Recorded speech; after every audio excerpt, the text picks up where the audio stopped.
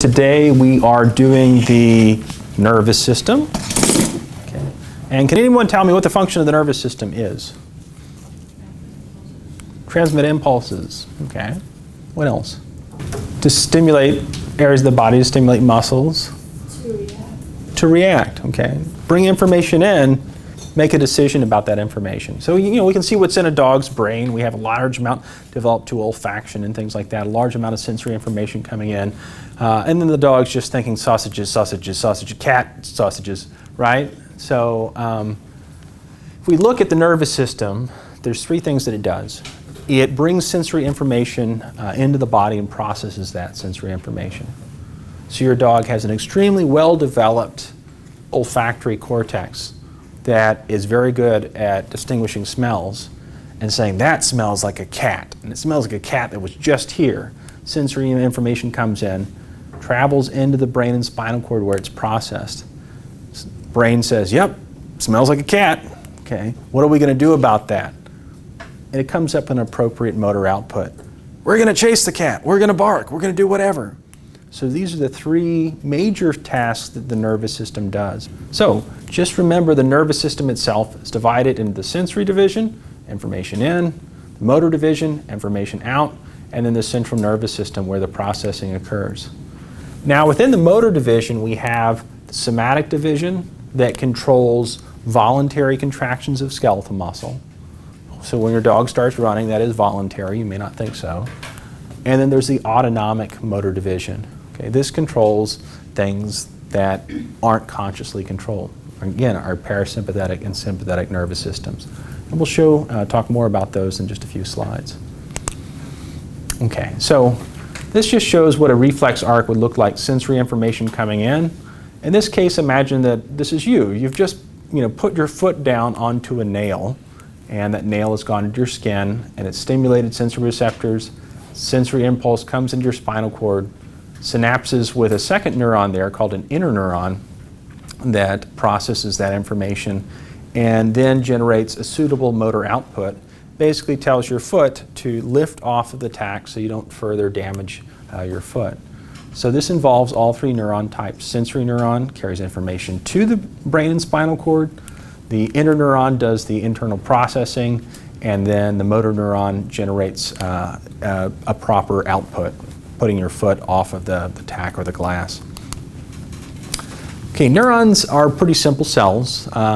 They're also pretty long cells. The cell body is where we have the organelles, the nucleus, and so forth. The dendrites are located on the cell body, but also elsewhere within the neuron, and they receive stimulation from adjacent neurons. So it's a communication relay between adjacent neurons. And then the axon is this long electrical cable that transmits action potentials or electrical signals very long distances. So think about the muscles that run your fingertips. Okay? They're located right here, and those muscles, their cell bodies are deep within your spinal cord. And so even though the cell bodies and the axons are very skinny, the axons themselves are very, very, very long. So these are very long cells. Okay. Now, in addition to having the neurons, and the neuron's primary job was to generate and transmit electrical impulses, we also have some cells called neuroglial cells. These are helper cells. They themselves do not generate action potentials, but they do help to repair damaged neurons, and they also help to speed up transmission of nerve impulses. So some of our axons will be myelinated. That is, they will have these special cells on there called Schwann cells. And what this myelination does is it speeds up the speed at which that neuron depolarizes.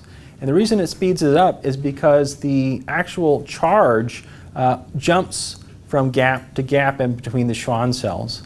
And these gaps here are called the nodes of Ranvier, okay, which is named for some Ranvier guy, but apparently he was really important and got these nodes named after him. And so this type of conduction just involves charges that jump from node to node to node, and it makes things a lot faster. Within a neuron, information is transmitted as an action potential, which is just a temporary change in charge from negative to positive. These are the three phases of neuron potential.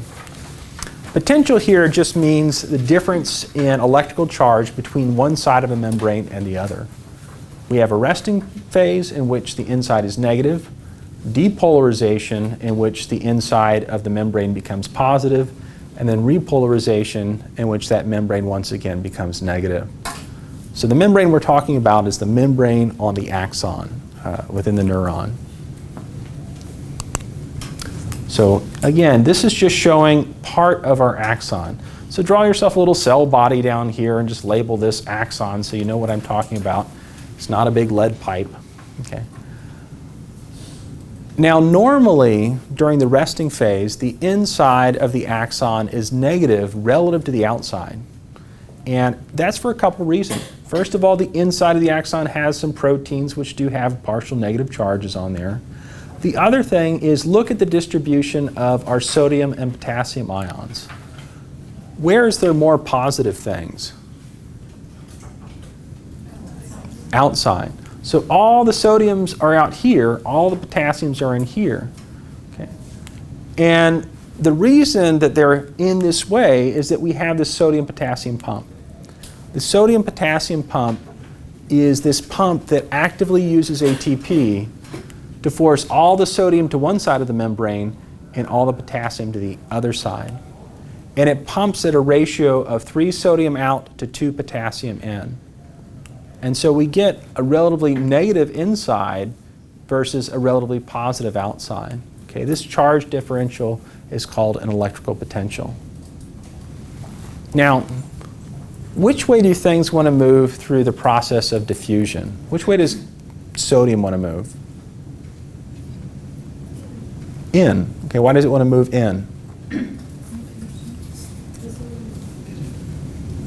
Because it's more abundant out here. It wants to go from an area of high concentration to low concentration. Simple diffusion. Which way does potassium want to go? It wants to go out from high to low. So they both want to go in opposite directions, but we have special gates here. And only when these gates are open will these ions be allowed to cross. So this is resting phase. We're negative because the majority of the positive ions are on the outside. Now, when we stimulate that neuron enough, we can get it to depolarize. During depolarization, the sodium channel gates open up and sodium goes rushing in. Why does it go rushing in? Through diffusion, right? It was more abundant out here and wants to go from high to low, so it rushes inside the axon. What does this do to the charge inside the axon? Makes it go positive, okay? And then the next part after depolarization will be repolarization. Here our potassium gates will open up and potassium will go rushing out. Why does potassium rush out? It's just simple diffusion again, right? We had potassium all cooped up in here, no potassium over there. It rushes from high to low. The other thing helping potassium along is that it's more negative out here. Okay. And what do we know about opposite charges? They attract. Okay. So a negative environment attracts the positive ions, which helps the movement of these potassium ions out. So this is repolarization. We're becoming more negative again. And then finally, we reestablish that original ion gradient through the continued working of our sodium-potassium pump. Okay, this pump is spending energy all the time. It's like an air conditioner that's always on to make sure that the sodium's on the outside, the potassium's on the inside. Because even when it's resting, we've got to make sure that we have the environment right to send a nerve impulse if we need to. Okay, so this shows basically what happens during depolarization, repolarization. Okay, normally the inside of the axon is negative or positive? It's a question. Negative. Okay, you can see right here our resting threshold, our resting state is negative 70 millivolts. Okay. Now above that you can see something called threshold, which is at negative 55. Okay. Threshold is the point which we have to reach before an actual action potential will happen, before we'll have full depolarization. Okay. So if you'll allow me some crude analogies here, it's sort of like an orgasm. Okay. You can have a little bit of stimulation, and get close to that threshold, but not to it. It dies away. But if you have enough stimulation, bam, the whole thing goes off. Okay. Another thing that I can compare it to is a sneeze. You ever have that little thing where you're going, you don't sneeze. But if you have a couple of those together, you reach the threshold and then you sneeze. Okay? That's what an action potential is like. We can have a little bit of stimulation, and as long as that stimulation gets us to the threshold, we'll have the full action potential. If we don't have enough stimulation, or we don't have that stimulation close enough together, we won't reach threshold, but we won't have an action potential. Okay? So we have that depolarization, where we go from negative to positive, and repolarization, go from positive to negative again. And then we go back through something called a refractory period, where we're super negative. Okay? So there's a period of time in this neuron's life that after it fires off one nerve impulse, it's unlikely to fire off another one until the charge comes back up to a resting state. Make sense? Okay. All right, so let's show what happens in the axon as one area depolarizes and then the next depolarizes. Okay, so we start off here, we're having depolarization. Sodium ions are rushing in, making us go from negative to positive. Okay. Next, we go down and we have depolarization down the next segment. What's going on in the original segment here? Repolarization. Potassium is rushing out, going from an area of high to low concentration. So it's helping to reestablish that membrane potential. And we go down again, and we see that now we're back at the original membrane potential on the left. In the middle, we're just now repolarizing. And at the end here, on the right side, we're fully depolarizing. So a nerve impulse doesn't happen all across the neuron at the same time. It's like a wave at a football game or a fuse that's burning. It starts at one end and travels to the other. But the actual area of the neuron that's burning, or the actual area of the wave where somebody's standing up, is actually a very small part of the axon. Okay, only one part at a time is going through depolarization. Now this is what we call continuous conduction, and we would see this in an unmyelinated neuron. That is where each part of the neuron, each part of the axon has to depolarize in a step-by-step fashion. That takes time, and that's why we talked about the fact that a lot of our neurons were myelinated. They have these Schwann cells around them, and that the charge jumps from gap to gap, or node from node, via something called saltatory conduction. Okay? And it just helps to speed up nerve impulses. Within a neuron, information is transmitted by electrical impulses. But between neurons, information is usually transmitted by chemicals called neurotransmitters. So what kinds of neurons bring information into the central nervous system? They bring information from the outside into the brain and spinal cord. What kind of neurons are those? Sensory neurons. So let's imagine this sensory neuron has been firing off an action potential, and now it's going to talk to the next neuron in chain. Let's say it's an interneuron. So this is a sensory neuron, this is an interneuron. And once we get to the end of that axon, we release something called neurotransmitter, which is just a chemical. Okay. And this chemical is a way for one nerve cell to talk to another nerve cell. Okay. So in this case, it could be an excitatory neurotransmitter or an inhibitory neurotransmitter, which will either get this neuron to fire off its own nerve impulse or tell it not to fire off its nerve impulse. It just depends on the type of neurotransmitters that are present. Okay. So there are excitatory neurotransmitters and inhibitory neurotransmitters. Okay. What was the resting voltage of an axon? Do you remember? -70. And what was the threshold? -55. That's what we need to get to. Okay. So again, allow me to use a reference. Think about, again, human sexual response. Excitatory things are things that get you closer to threshold. Okay, think about your boyfriend or girlfriend coming over and like maybe they've got some Barry White on the radio and like some, I don't know, can of sardines and some squeezed cheese or whatever turns you on. Something that's like gets you in the mood, excitatory. It's going to get you closer to that threshold here, right? Okay. Whereas if you're exposed to an inhibitory neurotransmitter, it's going to cause you to hyperpolarize, get more negative. So more away from the mood. This would be like your grandparents walk in naked wearing black socks. Okay, and you're just like, no. Okay, so inhibitory.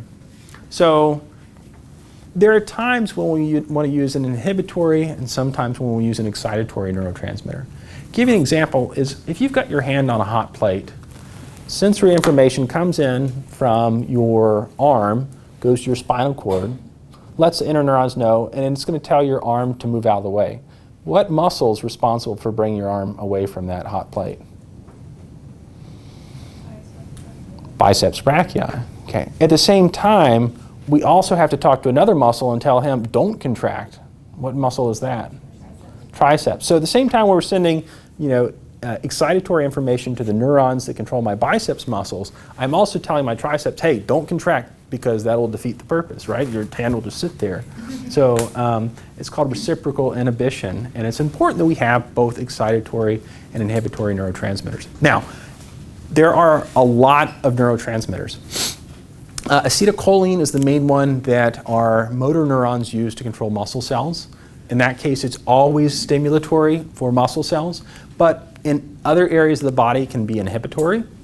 And then we have our catecholamines, which are epinephrine, norepinephrine, associated with our fight or flight reactions. Dopamine, which we find within the central nervous system and autonomic nervous system. And something called GABA, which is generally an inhibitory neurotransmitter. Now the interesting thing is that the length of stay of these neurotransmitters within this gap will determine how long this message goes on. For example, if this is an excitatory neurotransmitter and these vesicles just keep bouncing back and forth, they're going to continue to stimulate that second neuron. But maybe I don't always want to stimulate it. I want my message to be short. So a lot of times this neurotransmitter is eliminated very quickly after it's secreted. One way they eliminate it is through special enzymes that will come and gobble up the neurotransmitter, okay, and inactivate it. For example, acetylcholinesterase.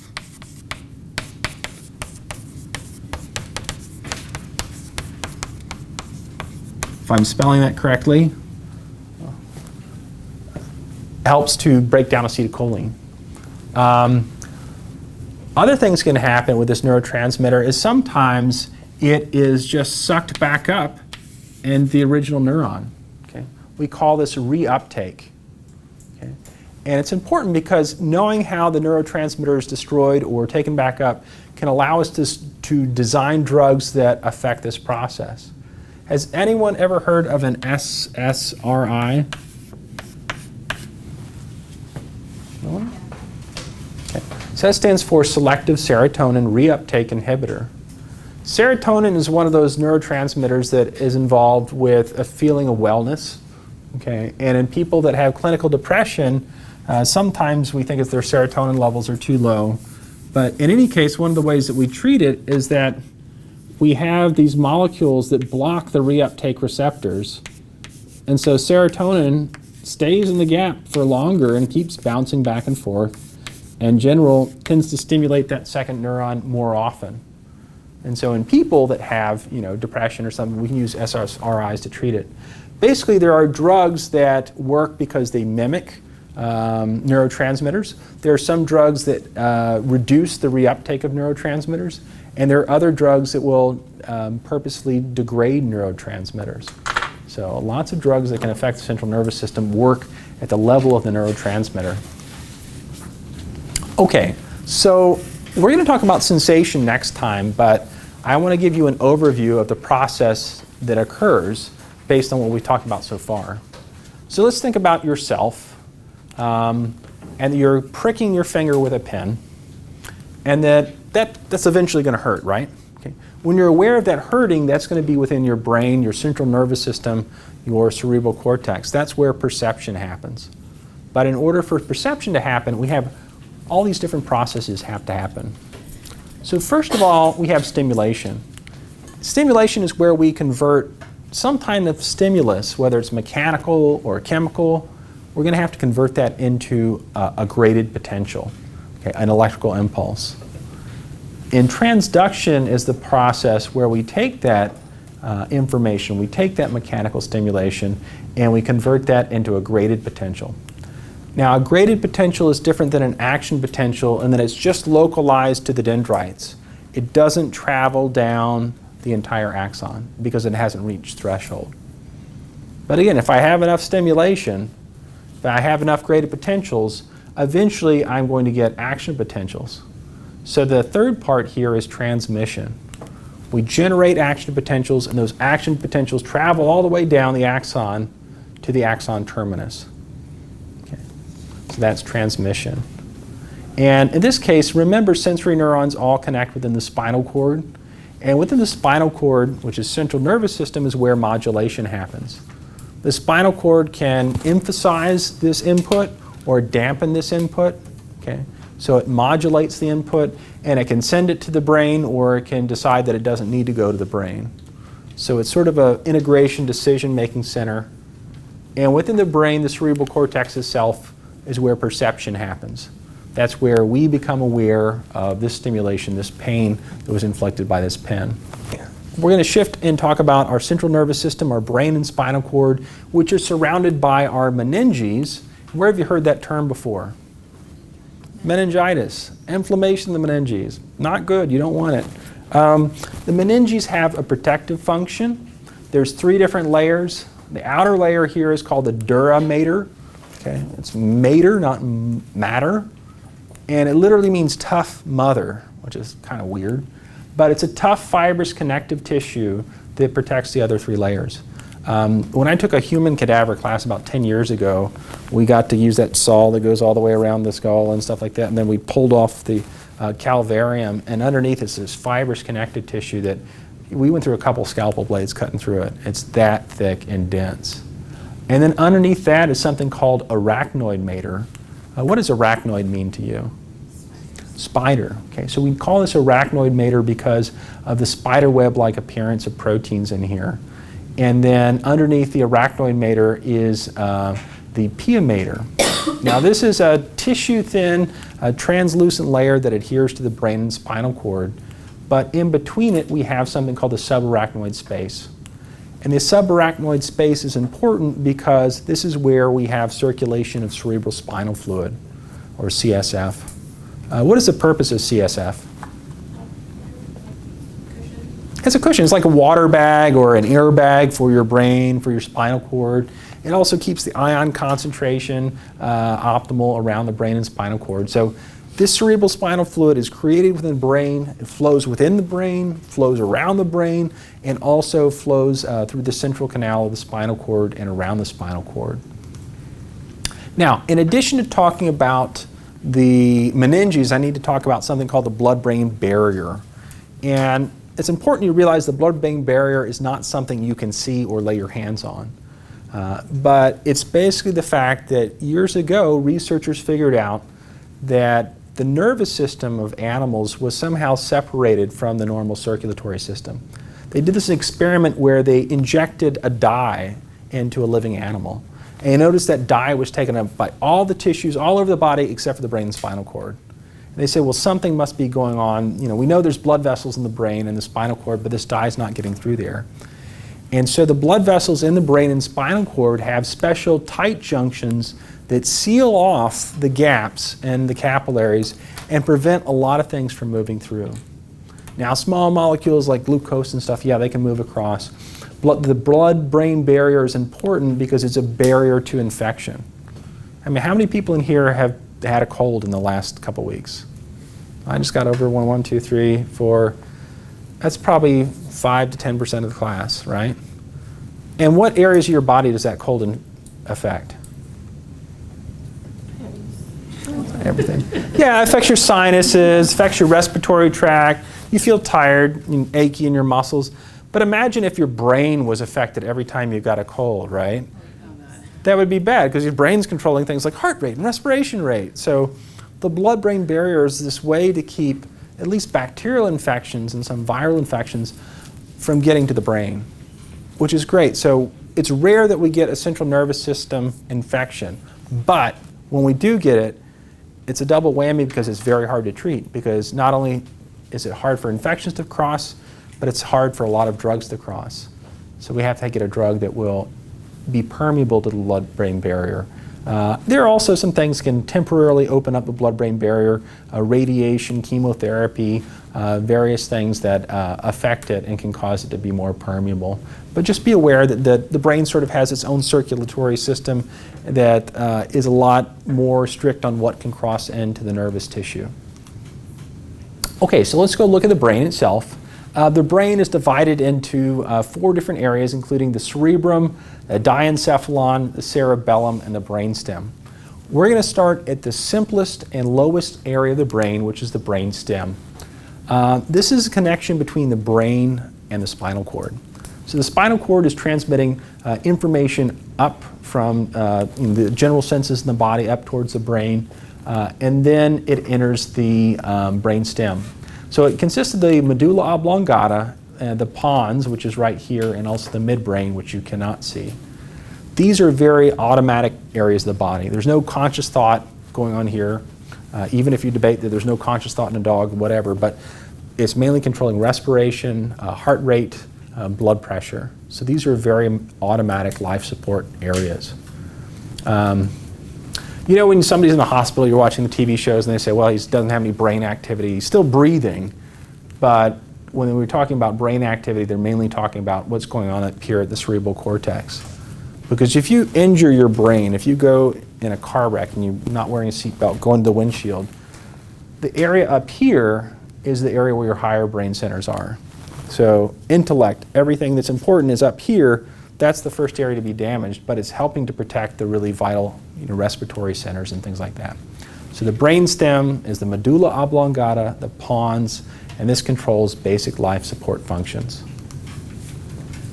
Okay, the next area is called the diencephalon, and it consists of the thalamus and the hypothalamus. Okay, the thalamus is important because it's a relay center for sensory information coming from the spinal cord to get to the cortex. And the cortex is where that information is going to be perceived and acted upon. Okay. The next area is called the hypothalamus. And the hypothalamus, well, is pretty important. If you ever get to an exam, the next exam, and it asks you, what area of the brain does this? If you don't know the answer and you have to guess hypothalamus. Because 9 times out of 10, you'll probably be right. The hypothalamus, for being such a little tiny area of the brain, is really important. It runs the autonomic nervous system. It is the junction between the nervous system and the endocrine system. It's the boss of the endocrine system. It regulates body temperature. So when your pet spikes a temperature or you spike a temperature, this is because of your hypothalamus. It basically drives thirst cycles. When are you thirsty? It also has a role in hunger, and it releases neurotransmitters, again, appetite. Lots of different things are controlled by the hypothalamus. And then in the back here we have something called the cerebellum. The cerebellum is in back of the cerebral cortex, and if you cut it open, you can see that it looks like this. What does that look like to you? A vegetable or anything like that? Okay, I have broccoli, cauliflower. What kind of lettuce are you eating that looks like that? Stay away. You've been shopping at Times, haven't you? Okay. Right, so this brings us an important part. So this is a sagittal section through the cerebellum. And you can see two different things here. This white matter and then the gray matter on the ends. The white matter here is called the Arbor Vitae. So go ahead and write that down. Arbor Vitae, V-I-T-A-E. What does that mean? What does arbor mean? Tree. Vitae? Of life. It's the tree of life, Hakuna Matata, tree of life. So the tree of life here is made up of white matter. And then the leaves to the tree of life are called the folia. And 1 L or 2. I'm going to say 2 L's, but who knows. Folia are leaves, and they're made up of gray matter. Now, what's the difference in the central nervous system between white matter and gray matter? White matter has messages goes faster. Well, it's myelinated axons, yeah, so it's myelinated.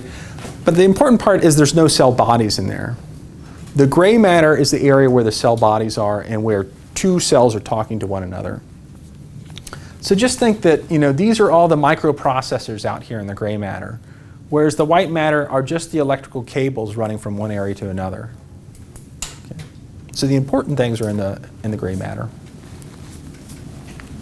All right. If we look at the cerebellum itself, its function is primarily coordination of muscular movement. Okay. Now, when this dog sees the frisbee, it says, well, I want to go after that frisbee, and it makes that declarative thought up here in its cerebral cortex, and it starts to run towards it.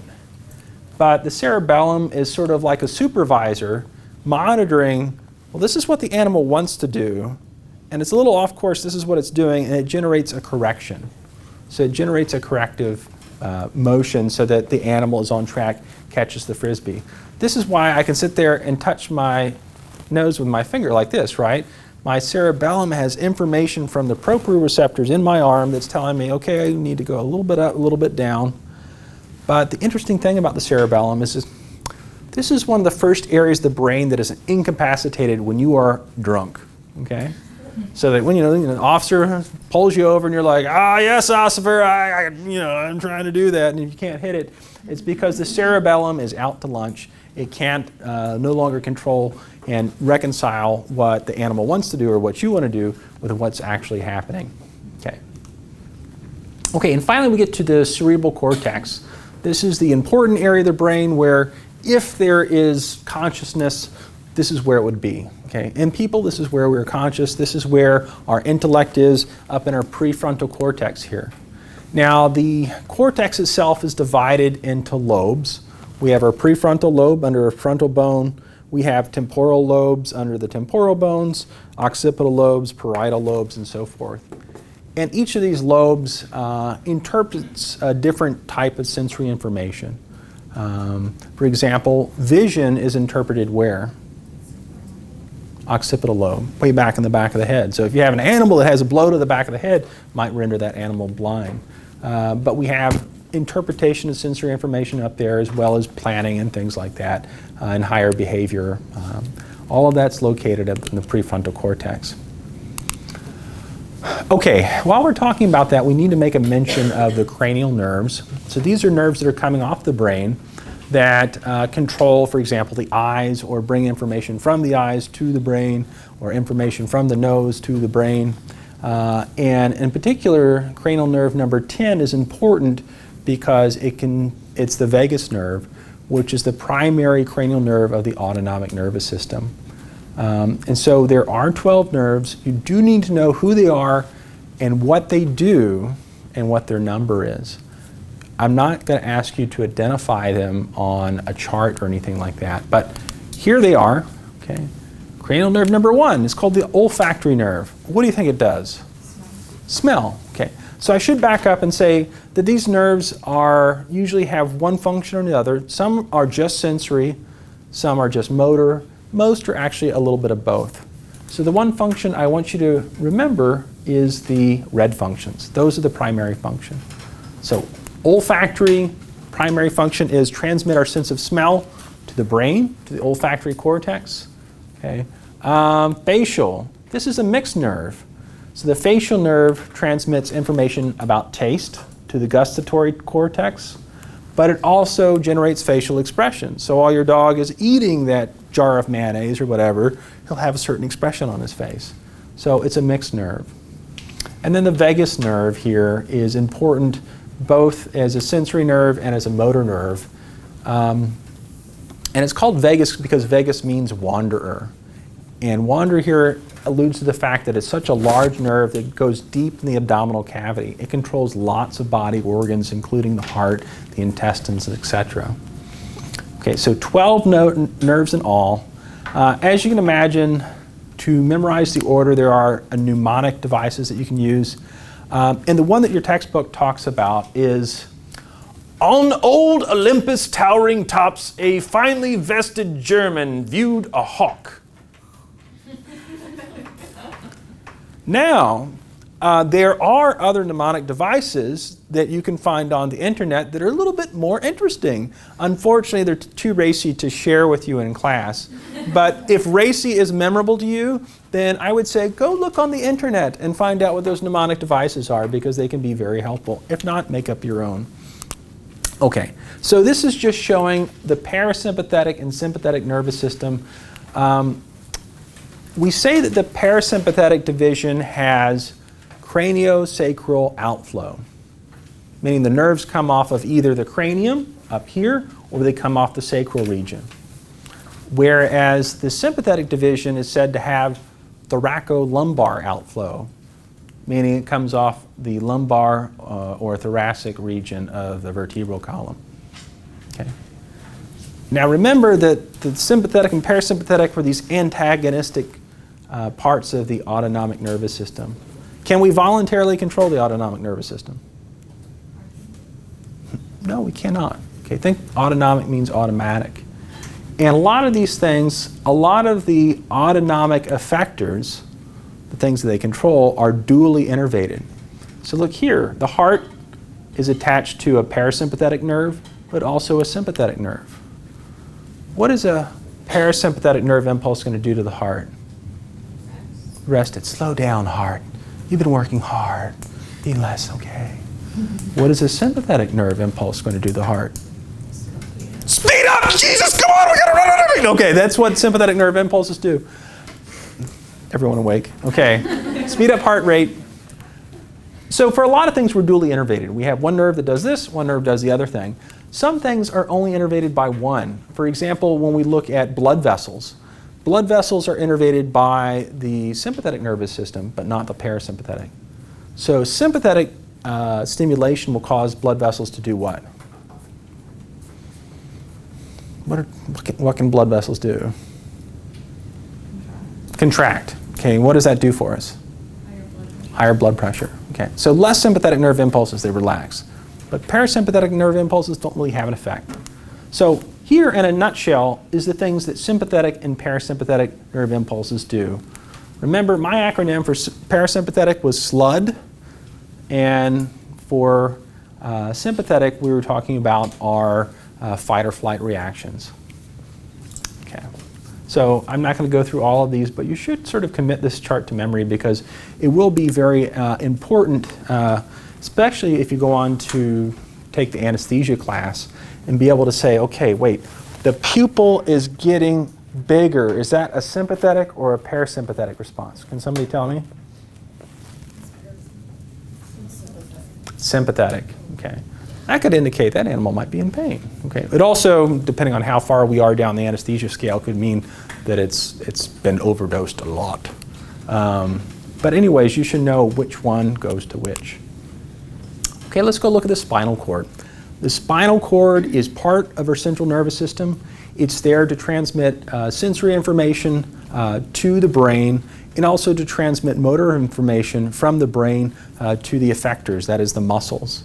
Okay, but it also has its own area of gray matter that does processing and integration. Now, the interesting thing about it is that spinal nerves are what we call mixed nerves. That is, they have sensory axons and they have motor axons. Okay. Now, when you think about nerves and neurons, neurons are skinny little tiny things that are almost microscopic. You can't see a neuron, probably. You can see a nerve. Okay. Nerves are big bundles of axons that might contain hundreds and hundreds of axons. So if you've ever been eating fried chicken or something like that, and you bite in and pull something out and this like greasy gray thing falls on your chin, that's a nerve. So nerves can be very large. In this case, they carry both sensory axons and motor axons. Now, so sensory information comes into the spinal cord, but it branches off one way, whereas the motor information comes off the other.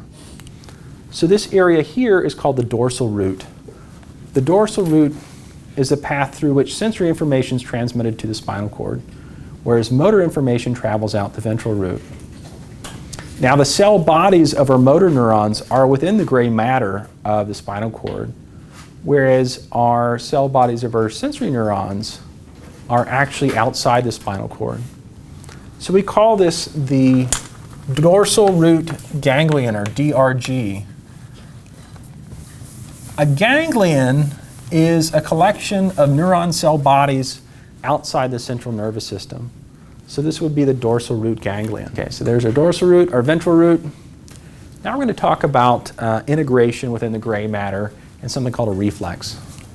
So a reflex is a fast, predictable, automatic response to changes in the environment that helps to maintain homeostasis, helps keep us alive in some way.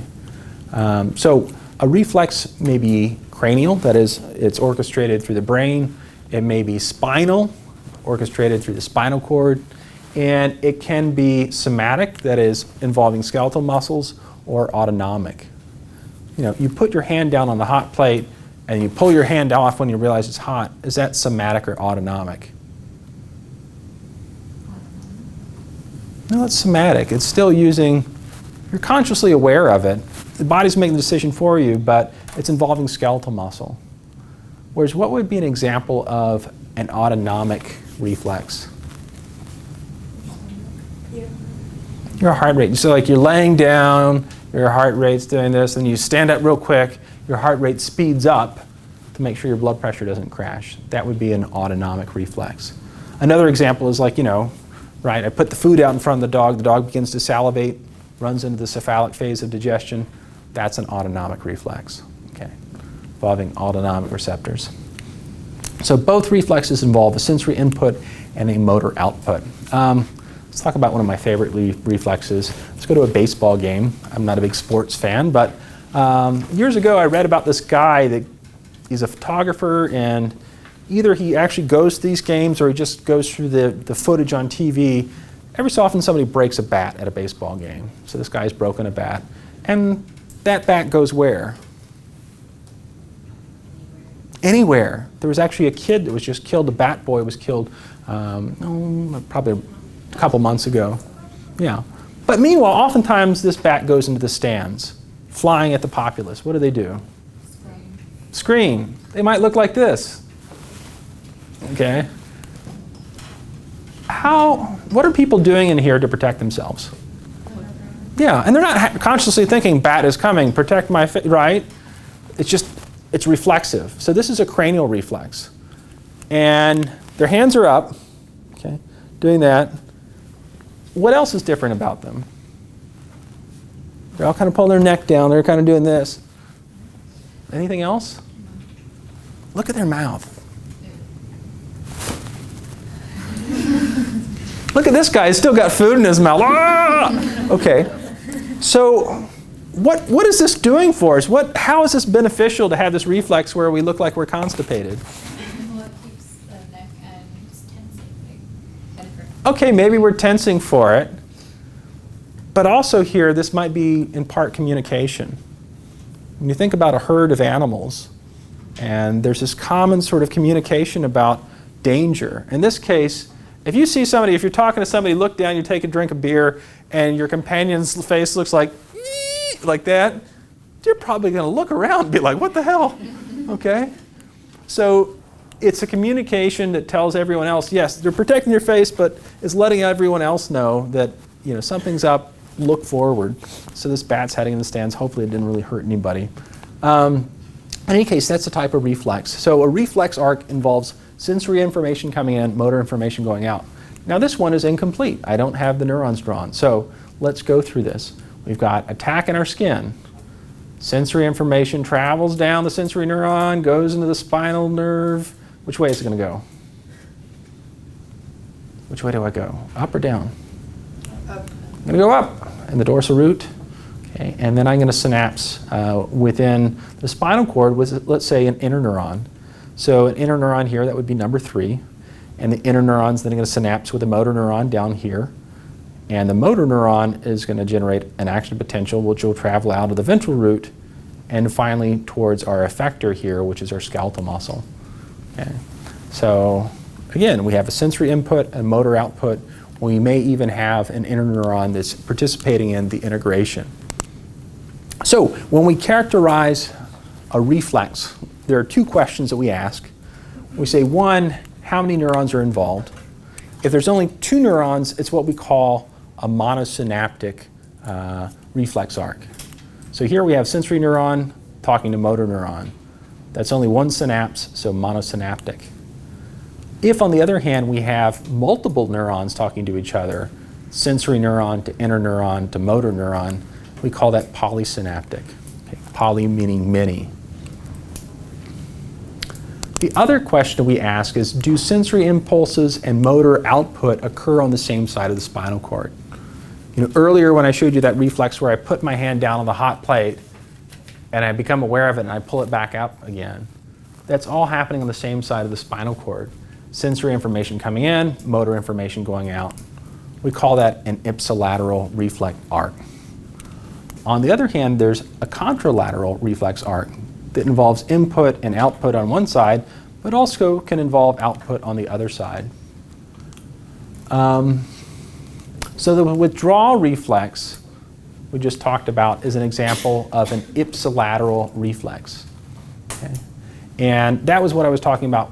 Withdrawal reflex in humans is where you put your hand down on the hot plate. Now in the veterinary clinic we use this in animals to determine their stage of sedation or anesthesia.